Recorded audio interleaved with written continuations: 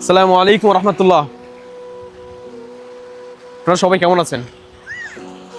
আগামী 12ই ফেব্রুয়ারি আমরা ইনশাআল্লাহ এমন একজন মানুষকে এই বাংলাদেশের দায়িত্ব দিতে চাই। ইসলামী দলটা আসুক,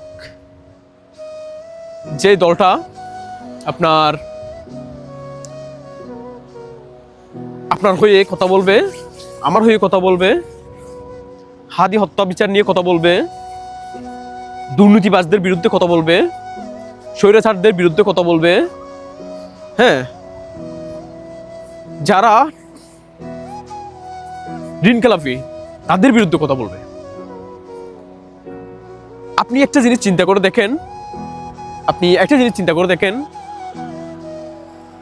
আপনি এমন একজন মানুষকে আপনি নির্বাচিত করেছেন আপনার 5 বছরের সময়ের জন্য, যে 5 বছরে ওই মানুষটা দ্বারা কিচ্ছু হবে না, ন্যায় হক ইনসাফ কোনো কিছু কায়েম হবে না এই বাংলার জমিনে।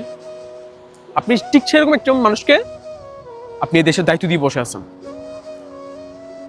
তাহলে বিগত সময় 17 বছর আওয়ামী লীগ যেরকম ছিল ঠিক সেরকম হবে। কোনো উন্নয়ন, কোনো চেঞ্জ, কোনো অবকাঠামো চেঞ্জের ধারাবাহিকতা আমরা দেখতে পাবো না।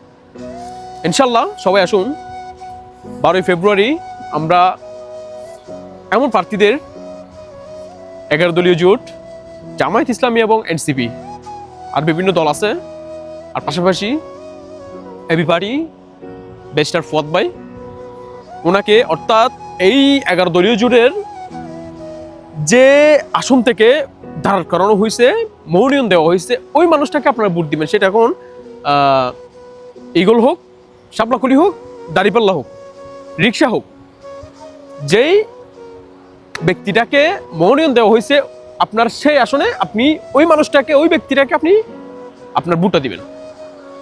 আপনি যদি এই 4-5টা দিন কষ্ট করে একজন মানুষ যদি আপনি সিলেক্টেড করতে পারেন, 12 তারিখ নির্বাচিত করতে পারেন, তাহলে আগামী 5 বছর আপনাকে আর কষ্ট করতে হবে ইনশাল্লাহ।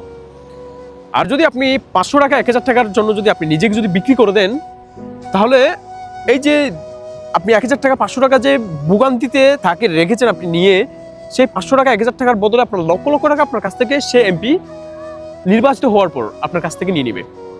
আপনার কোনো আপনি সুবিচার, দেশের অবকাঠামো চেঞ্জ, কোনো কিছুতে তারা অব্যাহত থাকবে না।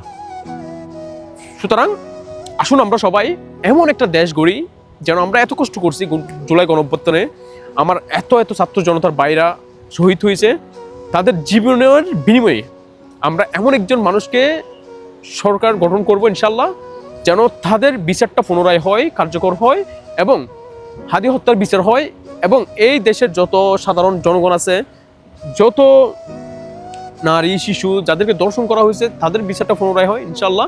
ইসলামিক আইন অনুযায়ী দেশটা পরিচালনা হবে, এমন একজন মানুষকে আমরা সামনে নিয়ে আসতে চাই।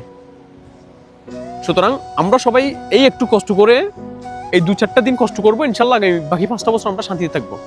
সুতরাং আমরা যে মানুষটা ভালো ইসলামের পক্ষে কথা বলবে, আপনার হকের পক্ষে কথা বলবে, আপনাকে আপনার আজাদি নিয়ে কথা বলবে, সে মানুষটাকে আমরা মেম্বার অফ দ্য পার্লামেন্টে দেখতে চাই। সে মানুষটা সরকার হিসেবে আসুক।